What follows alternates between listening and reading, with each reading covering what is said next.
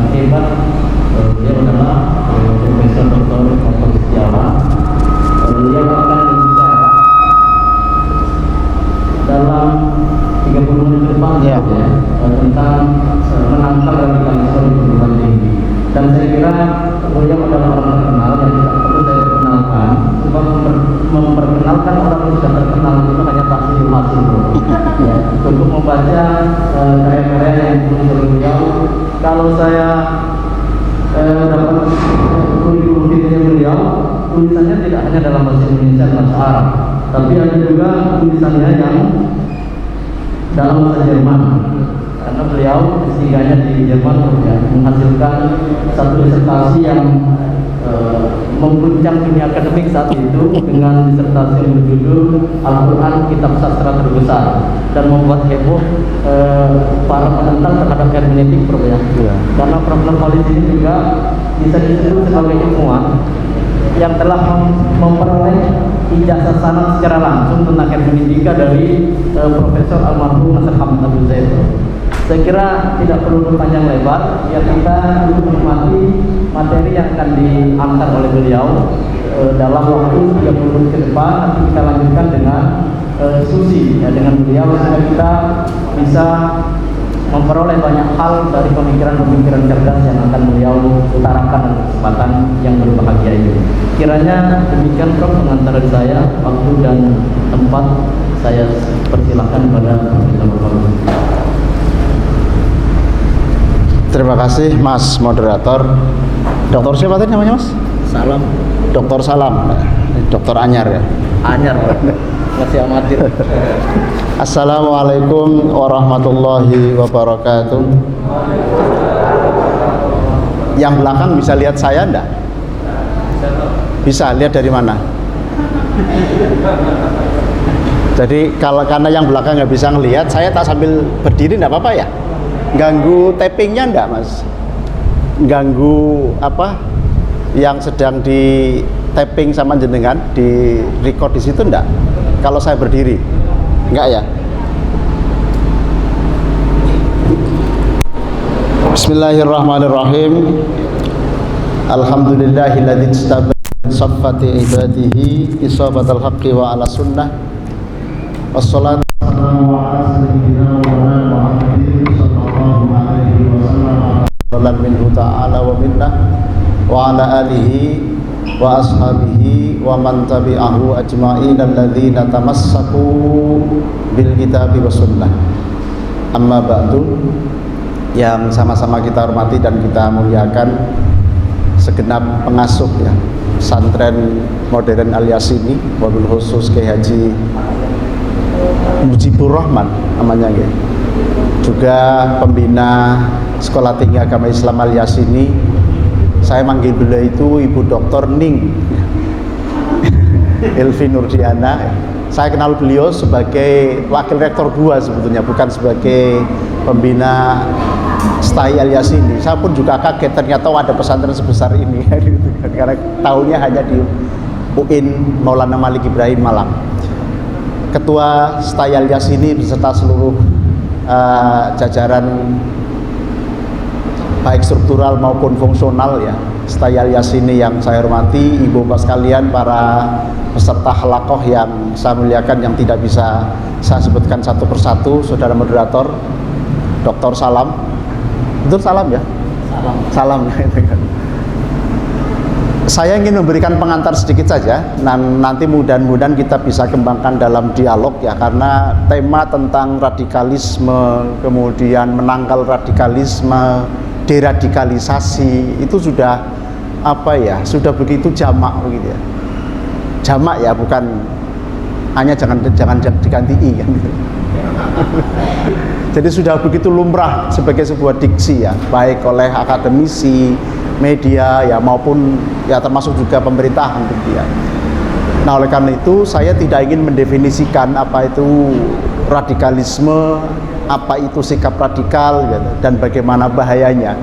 Kita hanya sepakat bahwa radikal itu bahaya gitu saja gitu kan ya. Apalagi kalau kemudian radikalisme ini dibawa dalam konteks agama begitu ya, yang kemudian memicu tindakan-tindakan anarkis begitu atas nama agama. Itu yang tentu kita sepakati sebagai sebuah sebagai sebuah common enemy atau bahaya bersama bagi kita.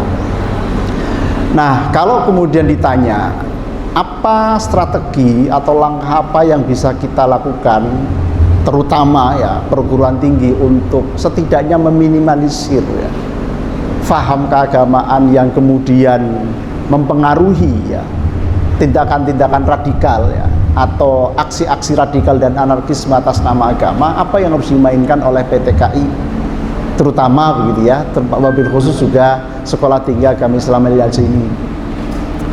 Saya menawarkan satu jawaban ya, kita semua harus proaktif, Pak. Itu saja kuncinya. Proaktif di dalam mendiseminasi atau menyebarluaskan faham keagamaan yang anti radikal.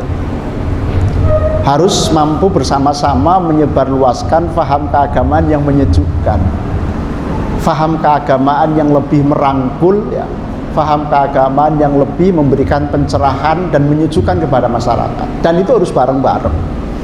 Pemerintah punya tanggung jawab yang sama, masyarakat punya tanggung jawab yang sama, tokoh agama punya tanggung jawab yang sama, institusi pendidikan juga punya tanggung jawab yang sama.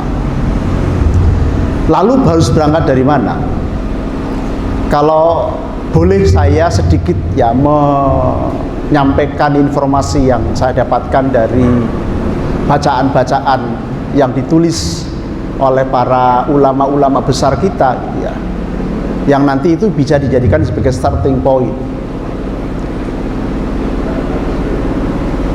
180 Hijriah tahun 180 Hijriah era Umar bin Abdul Aziz ya, yang itu kalau dalam ilmu hadis kita kenal sebagai era awal kodifikasi ya, pengumpulan sekaligus penulisan dan pengumpulan hadis.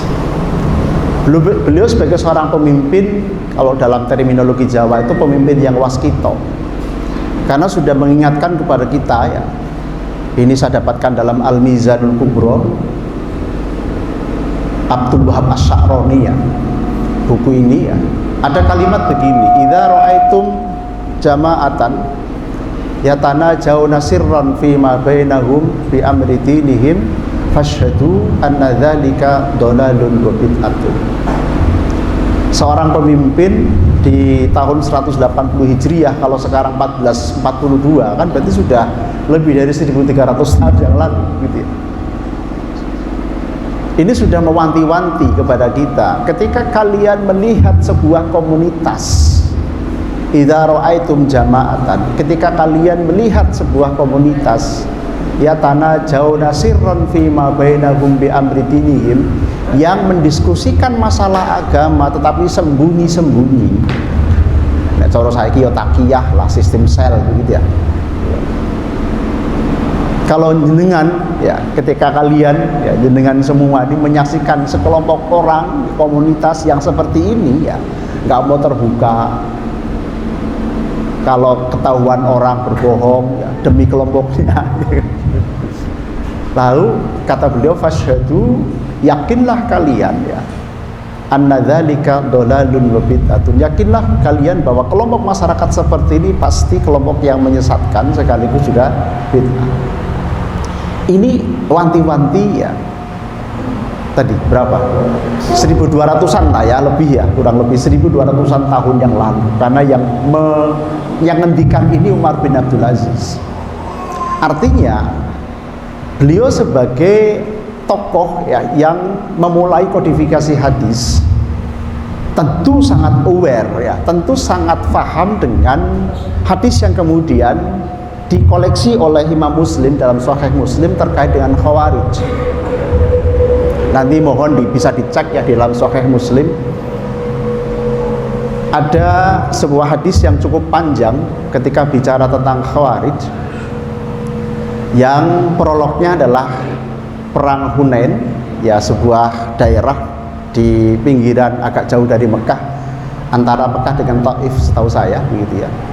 Yang perang itu kemudian tentu dimenangkan oleh umat Muslim. Lalu dalam tradisi dulu begitu ya, dalam tradisi-tradisi yang lalu ya, dalam sejarah peradaban umat manusia, ketika ada peperangan kan yang kalah hartanya menjadi harta rampasan, sehingga ketika jenengan baca fikih ada istilah ghanimah. Mudah-mudahan di sini tidak ada ibu-ibu yang bernama Siti Ghanimah. Siti rampasan.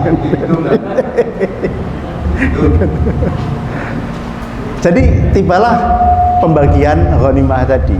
Nah, anehnya begitu ya, dalam hadis itu saya hanya bacakan yang terakhir, jadi potongan saja di bagian akhir, nanti jangan bisa cek.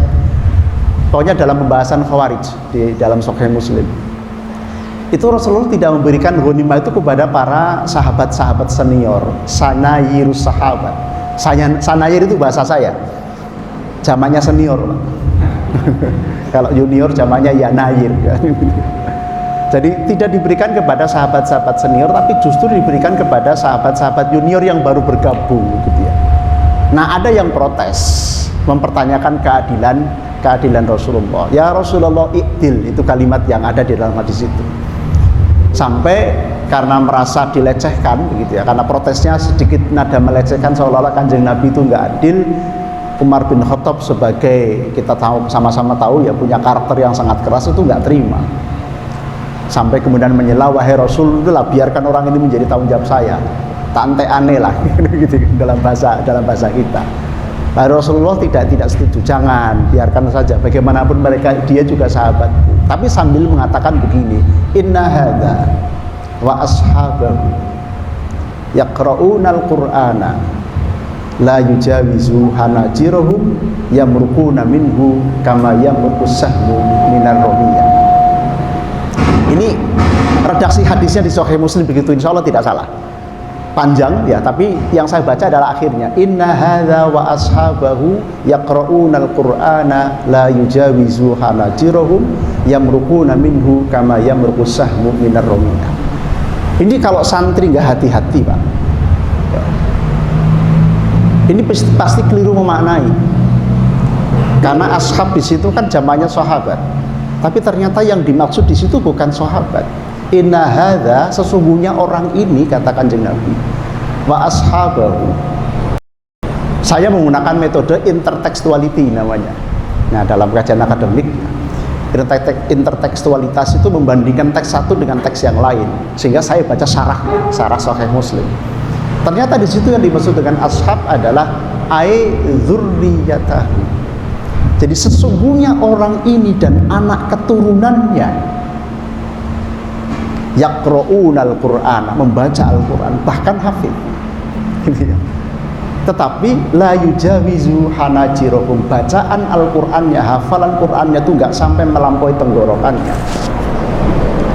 Yamruquna minhu ai inna hadza washabahu. Yamruquna, mereka dilepas dari Al-Qur'an kama yamruqus sahmu, sebagaimana lepasnya anak panah minar ramiyati, dari busur-busurnya.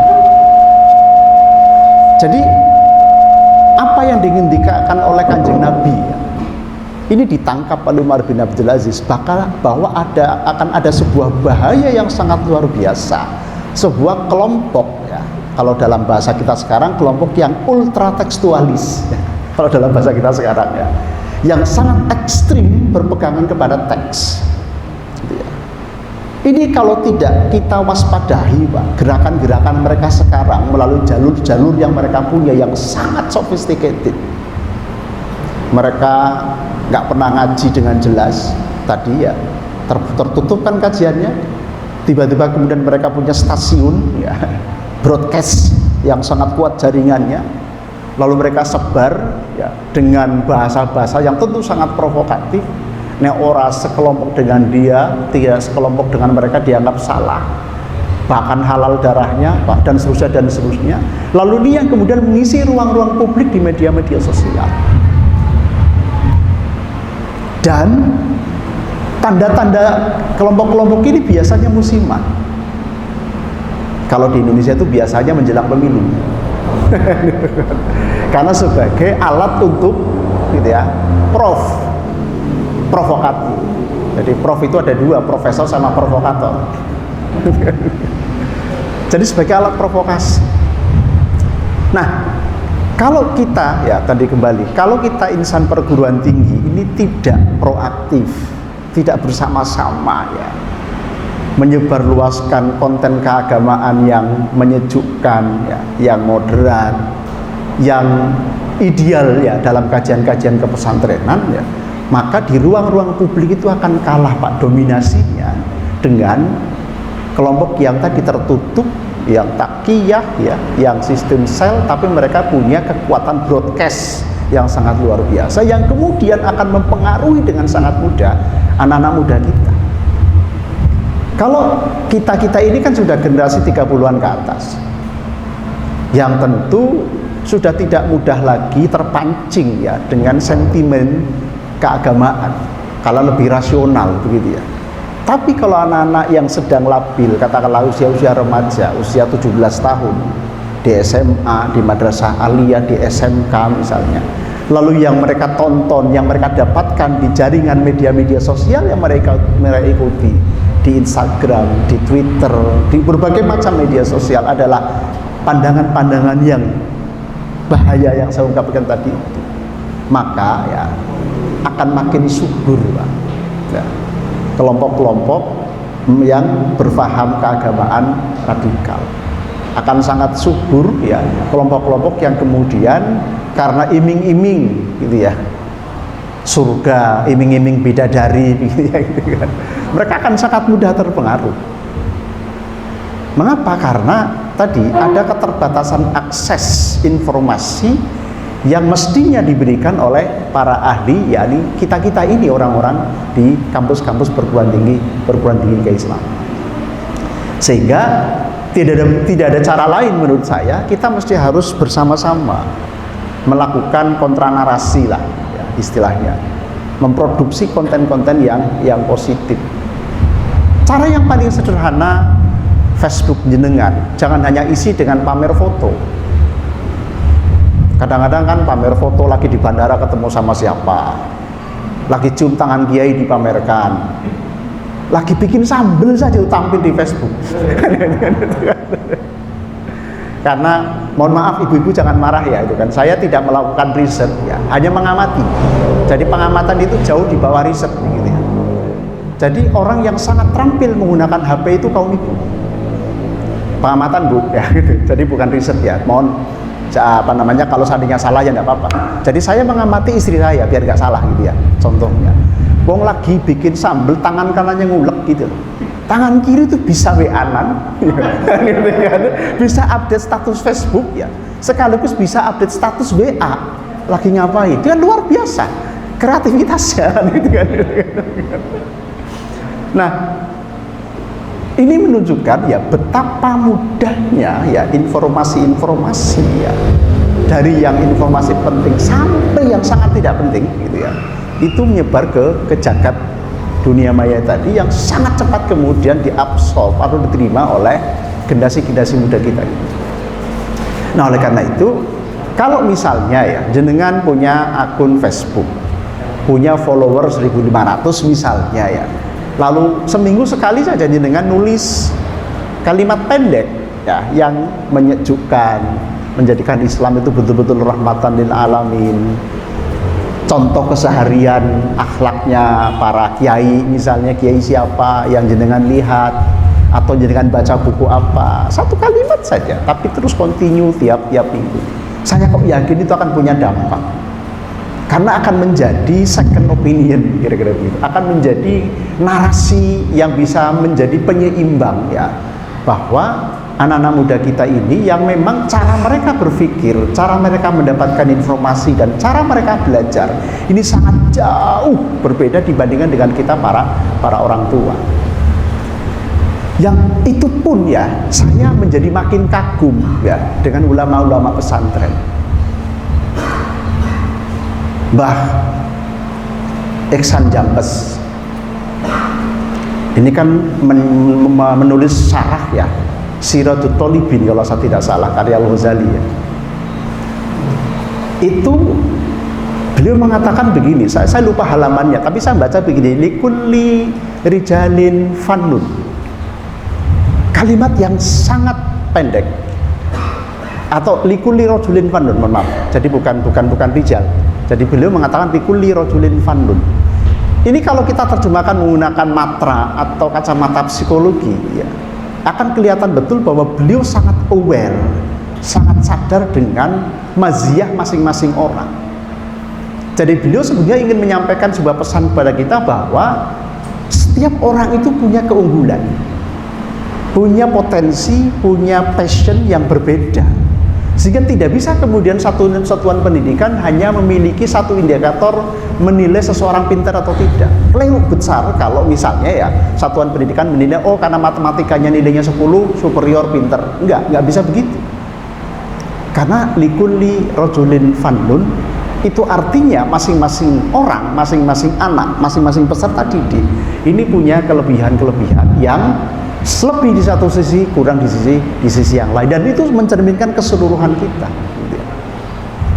Nah, oleh karena itu, ketika para ulama kita begitu ya, yang memberikan message ya, pesan kepada kita bahwa begitu luasnya khasanah keilmuan keislaman yang bisa menjadi basis, menjadi materi awal yang bisa dikemas dan kemudian diamplifikasi, yang kita bisa broadcast gitu ya, melalui kanal-kanal yang sangat efektif yang bisa sampai ke ruang-ruang publik dan juga sampai ke ruang-ruang pribadi ya, generasi-generasi anak-anak kita itu, saya yakin itu akan sangat bermakna.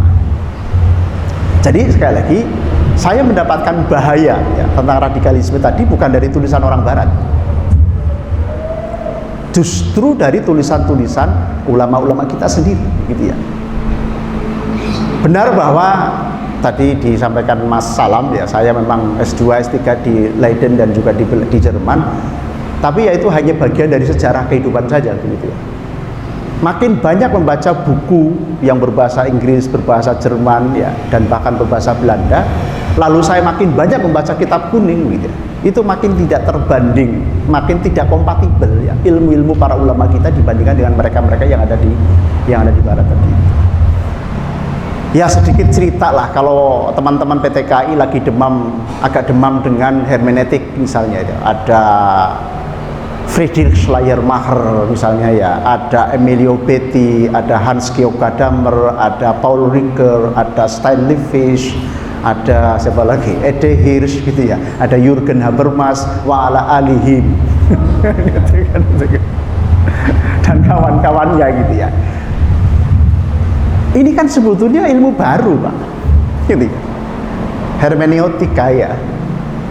Kalau misalnya saya baca tulisannya Hans-Georg Gadamer, Grundzüge einer philosophischen Hermeneutik ya, dasar-dasar hermeneutika filosofis, di mana di dalam lingkaran hermeneutik itu ada 3 pembaca, ada penulis, ada teks dan pembaca gitu ya. Itu para mufassir, itu sudah dari dulu gitu ya. Bahkan begitu ya, Sayyidina Ali karramallahu wajhah begitu ya, sebagai bapaknya sebagai salah satu narasumber dalam tafsir yang selalu dirujuk oleh Ibnu Abbas ya, itu selalu mengatakan bahwa Al-Quran adalah teks yang tidak bicara. Yang mampu membicarakan atau membuat Al-Quran itu berbicara adalah umatnya. Itu statement dari Ali karramallahu wajhah. Jadi betapa dasarnya gitu ya, dalam peradaban keilmuan keislaman menghubungkan antara teks dengan pembaca ya, teks dengan reader, yang itu baru disofistikasi menjadi sebuah ilmu atau disaintifikasi menjadi ilmu bernama hermeneutika itu.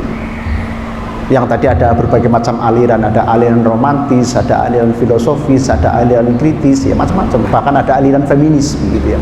Ya sedikit melebar ke ranah hermeneutika. Tapi pesan atau maksud saya adalah betapa khasanah keilmuan keislaman itu luar biasa, memberikan satu basis filosofis ya akan raw materials ya, yang bisa kita jadikan sebagai pijakan bagaimana kita bersama-sama melakukan gerakan kontra radikalisme tadi. Nah, ini yang pertama, Bapak Ibu, yang saya hormati, yang ingin saya sampaikan. Yang kedua, bagaimana kita melakukan sinergitas gitu ya. Karena bagaimanapun kadang-kadang kita masih sendiri-sendiri. Pemerintah melalui Kementerian Agama tentu yang punya tugas untuk mengarus utamakan atau menguatkan moderasi beragama ya, yang kita harus bersyukur karena sudah masuk RPJMN 2020-2024 gitu ya. Ini tugas pemerintah. Saya akan tidak akan menyinggung ke situ. Nah, bagaimana kemudian kita sebagai insan pendidikan ya, aktor pendidikan tadi, sebagai pengajar, sekaligus juga sebagai pembelajar ya, sekaligus juga sebagai peneliti pembelajaran ya. Ini bisa mengencourage, bisa mendorong para peserta didik kita tadi untuk bersama-sama tadi bisa menjadi sebuah gerakan yang tanpa kita sadari bisa menjadi sebuah kekuatan besar melakukan kontra radikalisme tadi. Caranya menurut saya ya tadi broadcasting ke media-media sosial, karena memang eranya era itu. Eranya sekarang kita sebut dengan era kontestasi media sosial. Jadi ibarat sebuah pertarungan begitu ya.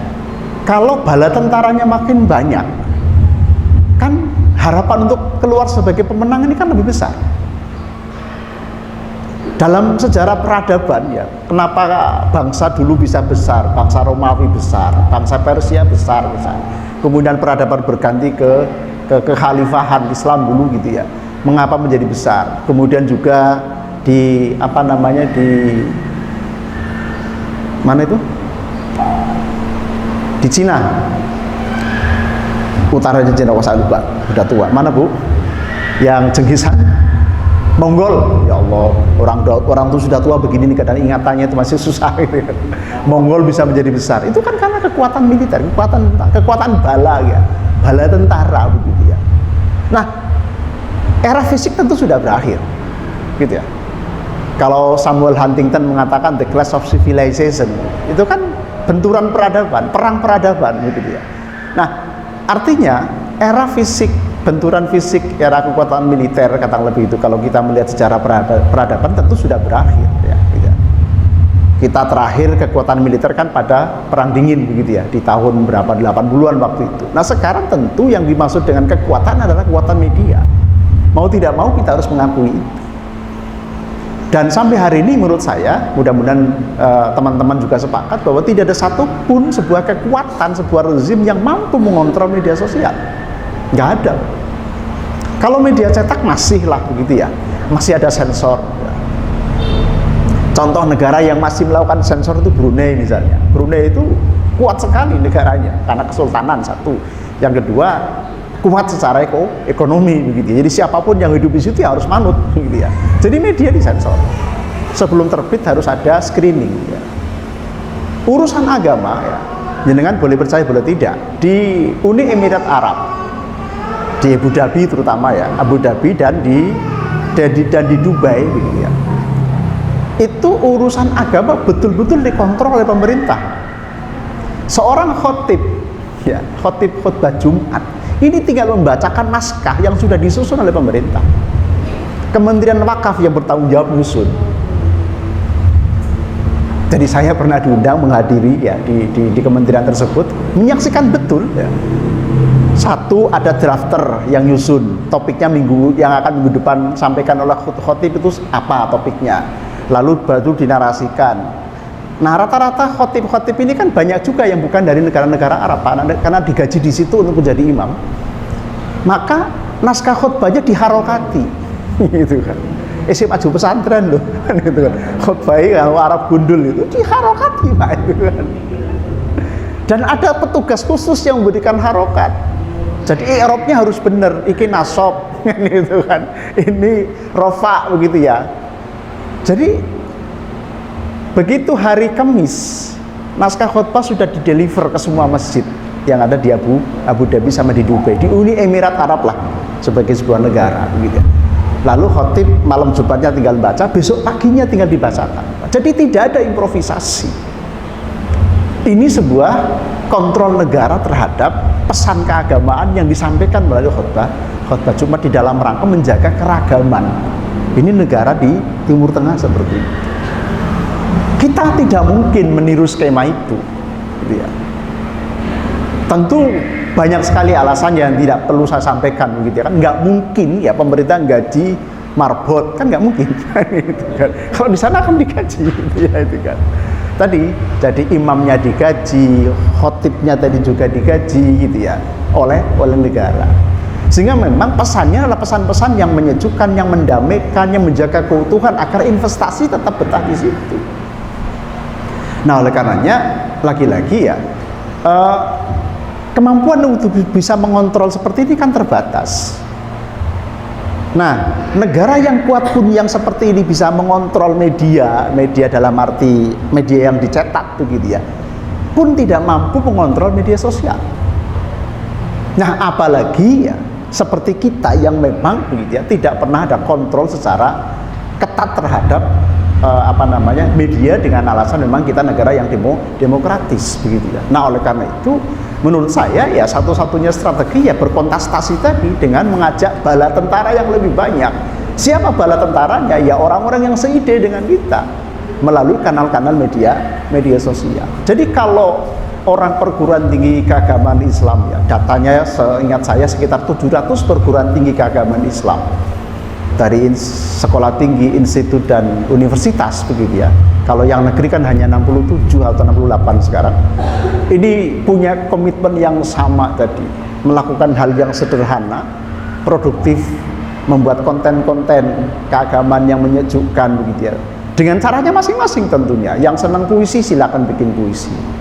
Yang senang nulis kalimat pendek silakan kalimat pendek. Jadi memanfaatkan akun-akun media sosial yang kita punya itu jangan hanya sekedar untuk gitu ya. Tadi update foto gitu kan.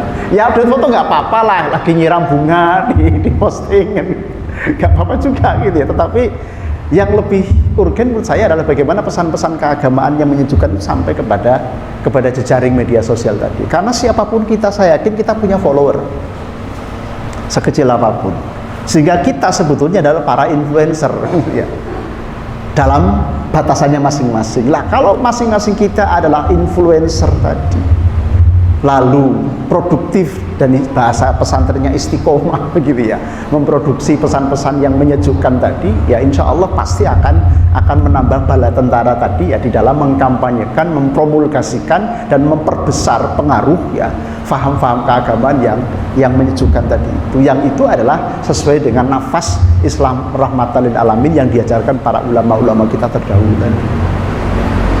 Jadi ini yang kedua yang saya sampaikan. Jadi siapa? Ya harus kita, dan harus bareng-bareng begitu ya. Kemudian yang ketiga, Bapak Ibu yang saya hormati, saya sampai jam berapa Pak? Mas? Masih ada waktu? Ada waktu ya.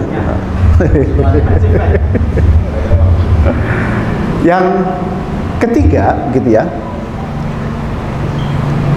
radikalisme itu sesuatu yang menjadi musuh bersama sebetulnya, yang kalau kita sedikit melebar ke ilmu sosial begitu ya, saya teringat filosof bernama Hannah Arendt. Dia menulis buku, lalu konteks penulisan bukunya adalah pada saat perang dunia kedua dan pada saat naiknya Adolf Hitler sebagai penguasa absolut ya di Jerman atau Nazi gitu ya.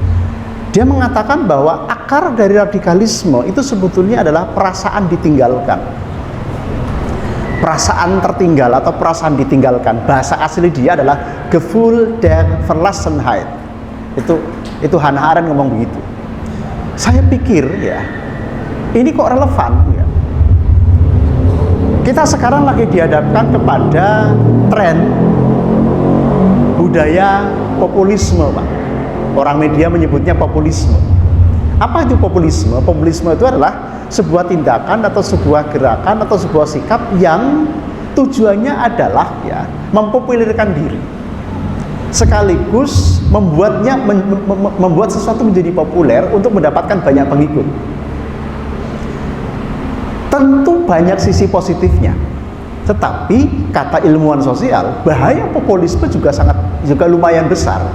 Artinya kebesaran bahaya atau bahaya yang besar dari atau efek samping dari populisme adalah munculnya ya kelompok-kelompok yang kemudian mengaitkannya dengan sentimen agama. Jadi kalau populisme ini misalnya begini ya, dalam konteks politik misalnya, sekarang ketika kita membuka keran demokrasi yang begitu luas, maka orang-orang yang dikenal publik, entah itu seniman ya, entah itu bintang sinetron, kan gitu ya, entah itu pemain bola, entah itu whatever lah ya, aktivitas-aktivitas yang membuat dia jadi populer, itu kemudian diunggulkan ya oleh sistem politik kita itu menjadi calon-calon kepala daerah, kan itu faktanya begitu ya, tanpa melihat apakah dia capable atau tidak. Nah ini salah satu efek dari budaya populisme tadi itu, yang tentu ya sekali lagi tentu memiliki banyak manfaat, karena dengan budaya populisme yang makin meningkat, kita juga bisa ambil bagian ya untuk kemudian menyampaikan gagasan-gagasan positif tentang apa yang kita pikirkan, termasuk bagaimana kita menyampaikan narasi kontraradikalisme tadi itu. Jadi mengapa ada istilah influencer tadi itu. Tetapi ya yang juga harus kita waspadai begitu ya, budaya populisme yang meningkat ini memiliki bahaya tersendiri, karena ya akan ada beberapa pihak ya yang ingin memanfaatkan tadi dengan menyalahgunakan populisme tadi itu untuk tujuan tertentu. Nah oleh karena itu PR kita di perguruan tinggi keislaman menjadi tambah, Pak. Jadi bagaimana kemudian kita punya tugas untuk memberikan pencerahan ya, pesan-pesan keagamaan yang relatif menyejukkan ya, menyatukan, kemudian tadi ya, membangkitkan kebersamaan ya, sekaligus juga menaikkan toleransi begitu dan seterusnya. Tetapi juga pada satu bersamaan kita juga harus memberikan warning akan efek samping dari budaya populisme tadi. Nah oleh karena itu saya ingin menyampaikan yang keempat sekarang sebagai closing ya, kita harus aware dengan yang populisme. Yang keempat menurut saya begitu ya, kita sesama insan perguruan tinggi harus berjejaring, Pak. Berjejaring dalam konteks institusi pendidikan tinggi itu sudah tidak saatnya lagi berkutat dalam dunia yang selama ini digeluti, yakni dunia teaching dan dunia riset. Ini kan sebuah diksi yang populer begitu ya di kalangan perguruan tinggi. Ya perguruan tinggi ya harus mengajar, ya harus meneliti, atau teaching dan research. Harus ada yang ketiga.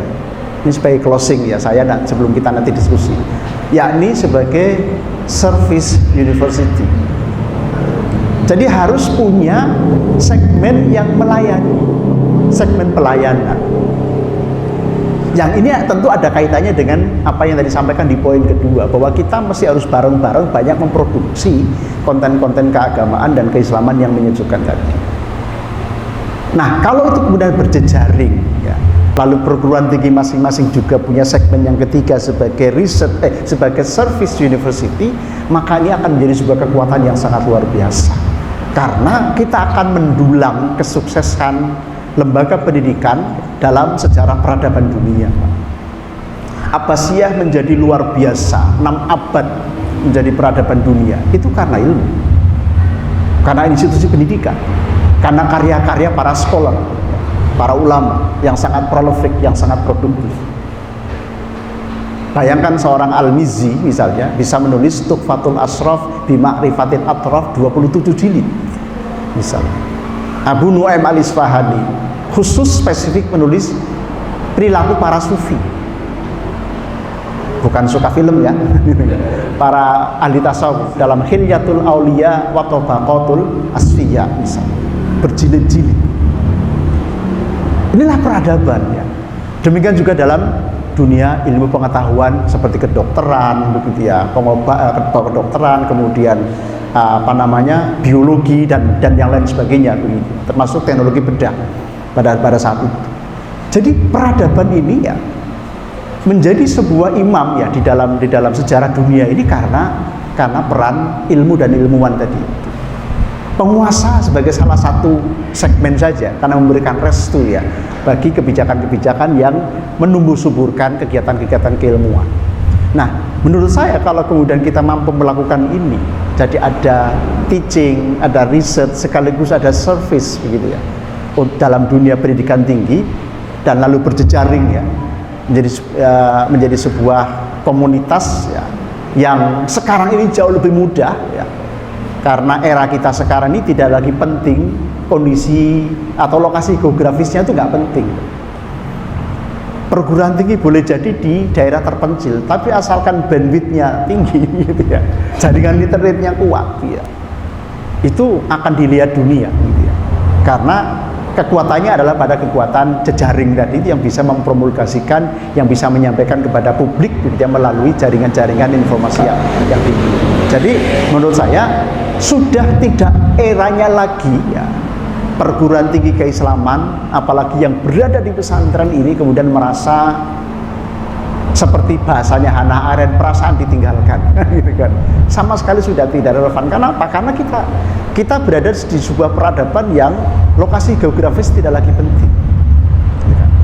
Sehingga bagaimana kemudian kita menjalin ya, jejaring ya, menjalin silaturahmi keilmuan begitu ya, melalui media-media sosial yang kita punya, kanal-kanal yang kita punya. Ini akan menjadi sebuah kekuatan yang sangat dahsyat yang pada gilirannya gitu ya akan bisa menjadi kekuatan ya untuk menandingi atau untuk bisa memunculkan kontra radikalisme tadi yang kita dari awal sudah sama-sama sepakat bahwa radikalisme menjadi musuh bersama, menjadi sebuah momok begitu bagi peradaban. Siapapun yang ada di panggung sejarah sekarang, Pak, entah itu di Barat, di Timur Tengah, di Afrika, begitu ya, itu sangat takut dengan radikalisme, karena pasti akan mengganggu investasi. Ketika investasi terganggu, pasti akan berdampak terhadap ekonomi, baik makroekonomi maupun mikroekonomi, macam-macam. Dampaknya sistemik lah, kira-kira begitu. Nah, oleh karena itu, semua ya akan sepakat bahwa negara, sebuah wilayah harus aman.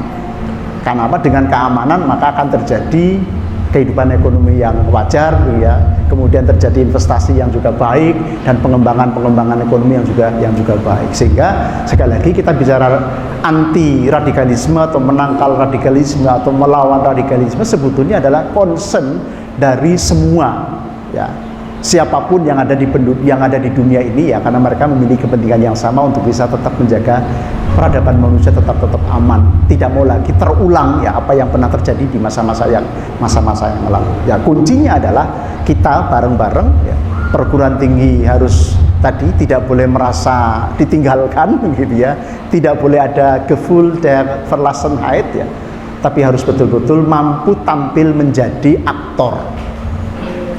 Nah, aktor kalau jenengan belajar gramatikal bahasa Arab itu kan ada aktor yang visible sama aktor yang invisible. Wa ba'da fi'lin fa'ilun fa'in dhahar fa huwa wa illa fa dhamirun is tatar, cari alfiah kan begitu gitu ya. Jadi setelah fi'il pasti ada fa'il, ada aktor. Nah, aktor ini ada aktor yang visible, yang jelas, yang ketara sesuai dengan tusi ya. Lalu ada aktor yang juga invisible ya, dalam konteks organisasi STAI alias ini misalnya, maka aktor yang visible ya ketua, wakil ketua gitu ya, ketua prodi gitu ya.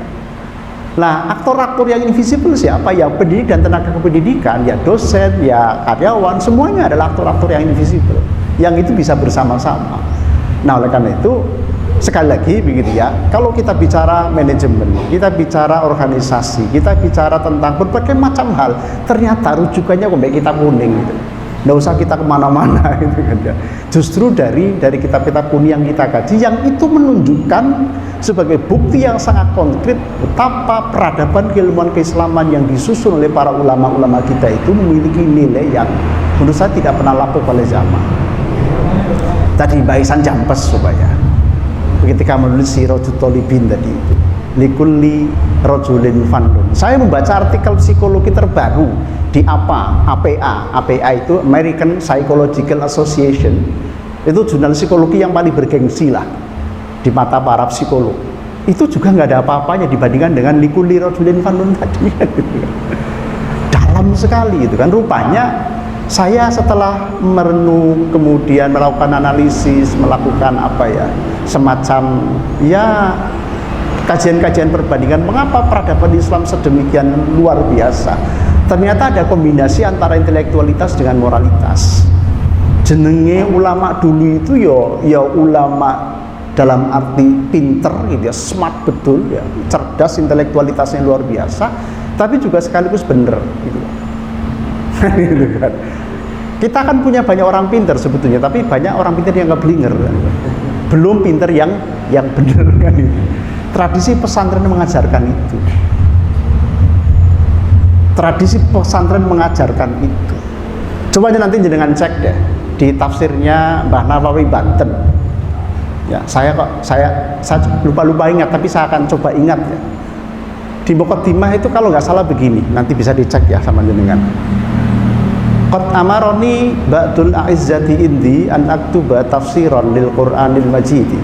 Fataraddadtu fi dzalika zamanan tawilan khaufan minad dukhuli fi qalihi sallallahu alaihi wasallam man qala fil Qur'ani bi ra'yi fa asaba faqad akhta'a. Masih koma, padahal nggak ada komanya. Kan kita gundul ya. Fi qalihi man qala fil Qur'ani bi ra'yihi falyatabawwa maq'adahu minan nar. Titik, rasanya di situ titik.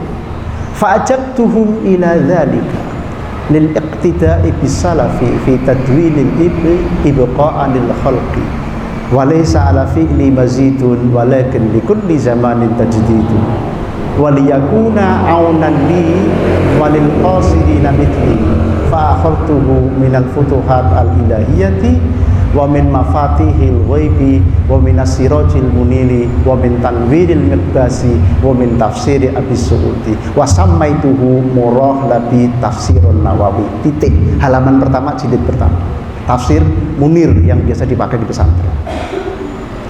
Mbah Nawawi loh ini yang ngarang, Banten ya, bukan Mesir bukan Syria begitu ya, Banten Pak gitu kan, Nawawi al-Bantani. Saya tidak akan terjemahkan ya, karena panjang, waktunya juga habis. Ada diksi yang ingin saya ambil, sebuah kombinasi antara intelektualitas dan moralitas. Walaisa ala fi'li mazidun, walakin likulli zamanin tajdidun. Walaisa ala fi'li lan iku raono ala fi'li ngatasi penggawe ningsun tajdidun mazidun utawi tambahan. Walakin angin lapine likulli zamanin iku tetep kaduwe saben zaman daman tajdidun utawi pembaharuan. Jadi beliau dengan diksi ini ya, kita fahami betapa beliau sangat tawadhu.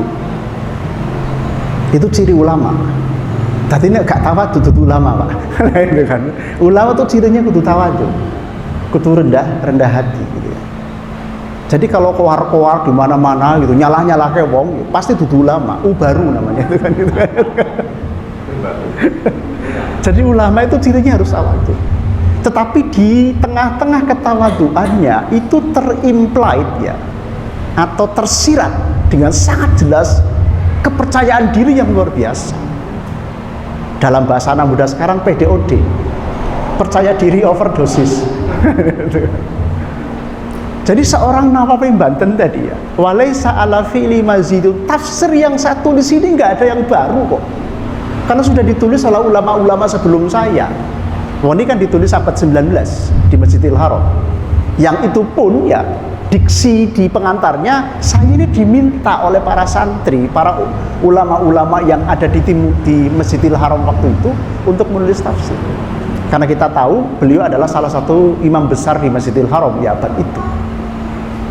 Ini bahasanya qad amaroni ba'dul a'izzati indi an aktuba tafsiron lil Qur'anil Majid. Banyak orang mulia di sekeliling saya yang meminta saya untuk menulis tafsir Al-Qur'an. Lalu jawabannya atau kalimat berikutnya, fataraddatu mongko mider-mider sapa ingsun. Fi dzalika ing dalam mengkono-mengkono kita batu tafsir zamanan ing mangsa tawilan kang suwe kan gitu kan. Saya ragu gitu ya, berpikir ulang berkali-kali, akankah saya penuhi permintaan itu atau tidak? Karena ada khaufan minad duhuli, karena ada dua hadis. Barang siapa menafsirkan Al-Quran dengan ro'yunya, meskipun benar tafsirnya pasti salah. Itu hadis yang pertama. Atau hadis yang kedua, barang siapa menafsirkan Al-Quran dengan ro'yunya, maka siap-siap ambil tempat di neraka. Jadi ketakutan terhadap dua hadis ini luar biasa. Tetapi kemudian ketakutan ini dikalahkan oleh maslahat, oleh manfaat yang lebih banyak. Fa'ajabtuhum ila dzalika. Akhirnya saya penuhi permintaan mereka ini agar saya bisa menulis tafsir. Mengapa? lil iqtida'i bisalafi, saya ini mengikuti tradisi ulama-ulama yang terdahulu. Para ulama itu punya legasinya apa? Karya tulis. Jadi ulama-ulama salafus saleh dulu itu nggak terlalu banyak ceramah. Tapi banyak nulis. Jadi riwayat yang kita baca dari para ulama-ulama tadi, termasuk tadi yang saya sebut Abu Nu'aim al-Isfahani ya, Hilyatul Auliya wa Tabaqatul Asfiya, itu isinya ya keseharian mereka para sufi ternyata juga meninggalkan banyak tulisan. Bahkan menyarankan ngaji jangan kepada orang yang masih hidup, katanya itu. Ini bahkan kalimatnya Ibnu Mas'ud, Abdullah bin Mas'ud. Kalau nggak salah ingat begitu ya, kalimatnya begini. Aduh kok lupa, Masya Allah. La yuqallidanna ahadukum dinahu rajulan. In amana, in kafaro. Fa in kuntum la budda muqtadina faqtadau bil mayyiti fa innal hayya la yu'manu alaihi al fitan. Ini kalimat dari Abdullah bin Mas'ud, sahabat Nabi. Jadi larangan bertaklid, jangan bisa nanti googling saja tentang larangan bertaklid. Itu kalimat ini muncul karena sangat populer. La yuqallidanna ahadukum dinahu rajulan. Janganlah sekali-sekali kalian taklid dalam urusan agama kepada seseorang. Orang lain iman, kita ikut iman. Orang lain kafir, kita ikut kafir. Itu taklid, sehingga dilarang. Tetapi fa'in kuntum la budda muqtadina, seandainya memang kalian mengharuskan untuk mengikuti. Nah, di sini berbeda. Mengapa ada muqallid dan ada mutabi kalau dalam istilah usul fikih begitu ya. Muqallid itu dilarang, tapi mutabi ini derajatnya sudah bagus. Karena pasti orang yang mengikuti itu sudah menimbang, sudah melihat, sudah menghitung, sudah memberikan konsiderasi lah, pantas nggak kita ikut sama seseorang. Fa in kuntum la budda muqtadina, seandainya kalian membutuhkan memang akan mengikuti contoh seseorang, faqtadau bil mayyit, katanya. Maka contohlah orang yang sudah nggak ada. Jadi sampean ya nyontoh Gus Dur kan gitu. Karena beliau sudah wafat, tidak punya lagi kepentingan duniawi gitu. Jadi sampean jangan nyontoh saya kan gitu kan. Fa innal hayya la yu'manu alaihi al fitanu. Karena orang yang masih hidup itu nggak bisa dijamin. Karena masih banyak kepentingan, masih banyak fitnah begitu ya. Ini kalau dalam diksi di tasawuf begitu ya. Jadi kita disarankan ngaji sama yang sudah gaib. Caranya dia tak warai ini sama ini. Jadi kok saya sampai ke situ tadi gimana sih? Kembali ke Mbah Nawawi tadi ya. Jadi ada intelektualitas dan moralitas tadi itu. Jadi di tengah-tengah ketawaduan yang mewakili moralitas sebagai ciri utama ulama tadi itu ya, itu ada tersirat yang sangat tegas state of the art ya, cara bahasa kampus gitu ya. Jadi kepercayaan diri. Kalau mau jadi ilmuwan yang harus beda, ilmuwan tuh harus berani menemukan sesuatu yang baru, yang tidak boleh gitu ya, hanya bebek kepada ilmuwan-ilmuwan yang lain. Jadi kalau saya bimbing dokter misalnya, ya dokter harus jelas gitu ya. Ilmunya apa? Bedanya dengan dokter-dokter sebelumnya apa itu? Kalau hanya ngutap sana ngutap sini ya nggak usah jadi dokter kan itu. Jadi Mbah Nawawi mengatakan begitu sebagai bentuk representasi dari intelektualitas yang sangat luar biasa tadi, sekaligus juga ya ketawaduan yang juga sangat luar biasa. Nah, ini yang menurut saya menjadi sebuah kapital, Bapak Ibu sekalian yang saya hormati, kapital kita sebagai insan pesantren ya, yang hidup kemudian dididik dan dibesarkan oleh tradisi pesantren yang mengidealkan perjumpaan ya antara intelektualitas di satu sisi. Mengapa intelektualitas? Karena baca fikih, baca usul fikih, belajar usul fikih ini kan intelektualitas yang sangat luar biasa. Lalu begitu ya, ada moralitas, kita juga belajar tasawuf tadi itu. Jadi ada keseimbangan antara dimensi nalar dan dimensi moral berjumpa dalam satu titik. Nah, oleh karena itu terakhir yang ingin saya sampaikan, mari ya kita kapitalisasi ya nilai-nilai luhur yang kita punya ini, jangan sampai kita kalah sama orang-orang yang sebetulnya tidak punya kompetensi, Pak.